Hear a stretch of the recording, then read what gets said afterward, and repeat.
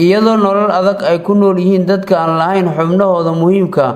iyo kuwa danta yar ayaa haddana ciidamada Itoobiya oo ka tirsan ciidanka AMISOM waxay raashin uga yabooheen dadka masaakiinta ee ku dhaqan magaalada Baydhabo. Gudoomiye ku-xigeenka maamulka degmada Baydhabo dhinaca siyaasadda iyo amniga Aadan Cali Carab, gudoomiye ku-xigeenka maamulka gobolka Baay dhinaca siyaasadda Yunis Aadan Xasan waxay si wada jir ah ugu mahadnaqeen ciidanka Itoobiya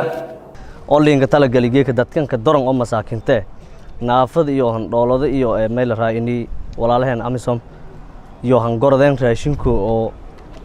garaamsho hay dhiibtiyo Baydhabo una roogna eedeedan ka faraasana samafalnin suubiyan hayna bani aadanka wala uusan ka feelay waliba oo masanka jeeli masaliiska sadaqaysado masaliiska xor anka feelay waliba kumadaha dhiig aan koray.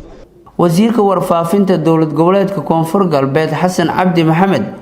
Malaaqdeerow Yacquub afayeenka odayaasha dhaqanka Koonfur Galbeed Soomaaliya iyo gudoomiyaha ururka haweenka degmada Baydhabo Xaawa Cali Sokor ayaa ammaan u soo jeediyay walaagan wal yaro gorashada iyo goradeen dareenka iyo muujiyana walwiin ciidanka ma nagaan ku tirsan ciidamada AMISOM marmay bay ayina nabad ilaaliyaal marmay ayina deeq bixiyaal marmay ayina samafaliyaal eedeedan ka mahadnaqaana tallaabada iyo qaadeen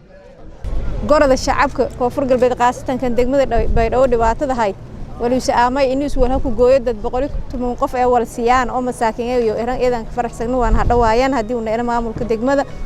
iyo kan gobolka iyo heer Koonfur Galbeed dhamaantiyo. Ali Ilyas Abdullahi TV-ga caalamiga Home Cable Baydhabo.